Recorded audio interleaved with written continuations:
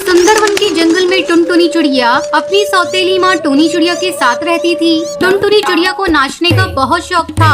वो अपनी माँ से छुप छुप कर अपने कमरे में नाचती थी। एक दिन टूनी चिड़िया बाजार गई थी। उस समय टुनटुनी चिड़िया घर में अकेली थी। उसने सोचा, माँ थोड़ी देर बाद आएंगी, मैं जब तक थोड़ा डांस कर लूं।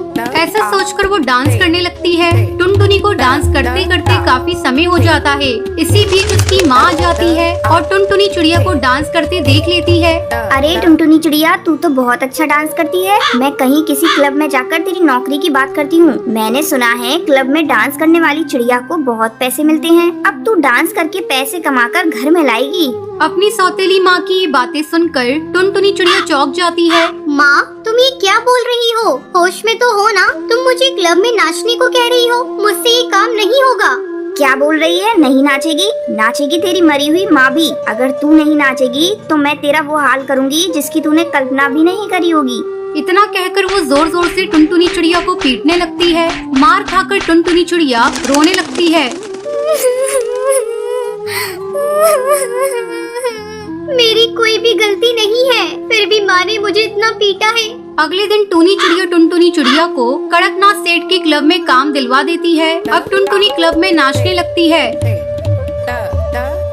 उसे जो भी पैसे मिलते वो उसकी सौतेली माँ छीन लेती। इस तरह 2 महीने गुजर गए। एक दिन कड़कनाथ सेठ का बेटा कालू कौआ विदेश से पढ़ाई करके घर वापस लौटता है। तभी अपने बेटे के घर आने की खुशी में कड़कनाथ सेठ एक पार्टी देता है। उस पार्टी में टुनटुनी चिड़िया नाच रही थी। जब कालू कौआ टुनटुनी को नाचते हुए देखता है तो उस पर फिदा हो जाता है और पार्टी खत्म होने के बाद उससे कहता है, मैं आपसे दोस्ती करना चाहता हूँ। लेकिन आपकी और मेरी दोस्ती नहीं हो सकती। मैं एक नाचने वाली हूँ और नाचने वाली से कोई दोस्ती नहीं करता। मुझे माफ कर दीजिए।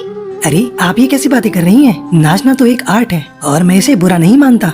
धीरे धीरे टुनटुनी चिड़िया और कालू कौवे की दोस्ती हो जाती है। वो दोनों रोज एक पार्क में मिलने लगते हैं। कुछ ही दिनों में उनकी दोस्ती प्यार में बदल जाती है। एक दिन कालू कौआ अपने पिता से कहता है, पिताजी, मैं टुनटुनी चिड़िया से शादी करना चाहता हूँ। क्या कहा कमबख्त? क्या इसी दिन के लिए मैंने तुझे पाल पोस कर बड़ा किया था कि तू बड़ा होकर एक नाचने वाली से शादी करे? मेरे नाते रिश्तेदार क्या कहेंगे? सब मेरे मुंह पर थूकेंगे। इसमें बुराई क्या है? टुनटुनी एक अच्छी और संस्कारी चिड़िया है। अरे बेटा, तू जिसे संस्कारी चिड़िया कह रहा है वो एक नाचने वाली है। पहली बार तेरे मुंह से सुन रहा हूँ कि एक नाचने वाली भी संस्कारी होती है। मैं आखिरी बार तुझसे कह देता हूँ, अगर तूने टुनटुनी चिड़िया से शादी की तो मेरा मरा मुँह देखेगा। अपने पिता का ये रूप देखकर कालू कौवा चुप हो जाता है और अपने कमरे में चला जाता है। समय तेजी से गुजरने लगता है। एक दिन कड़कनाथ सेठ अपने क्लब में कामकाज देख रहा था। तभी उसे हार्ट अटैक आ जाता है और उस समय टुनटुनी चिड़िया वहीं नाचने के लिए तैयार खड़ी थी। जब वो कड़कनाथ सेठ की ऐसी हालत देखती है तो वो तुरंत डॉक्टर बुलबुल को फोन करती है। डॉक्टर, आप जल्दी से कड़कनाथ क्लब आ जाइए। इस क्लब के ओनर को हार्ट अटैक आ गया है। डॉक्टर बुलबुल तुरंत क्लब आती है और कड़कनाथ सेठ का इलाज शुरू कर देती है।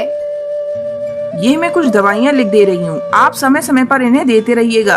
टुनटुनी दिन रात कड़कनाथ सेठ की सेवा करती है। टुनटुनी की सेवा से कड़कनाथ बहुत जल्द स्वस्थ हो जाता है। एक दिन वो टुनटुनी से कहता है, बेटी, मैं तेरी सेवा से बहुत खुश हूँ। मैंने तुझे बहुत गलत समझा। मैं तुझे अपनी बहू बनाना चाहता हूँ। क्या तू इस रिश्ते से खुश है? टुनटुनी हाँ में सिर हिला देती है। जल्द ही टुनटुनी और कालू कौवे की शादी हो जाती है। फिर टुनटुनी अपने ससुराल में खुशी खुशी रहने लगती है।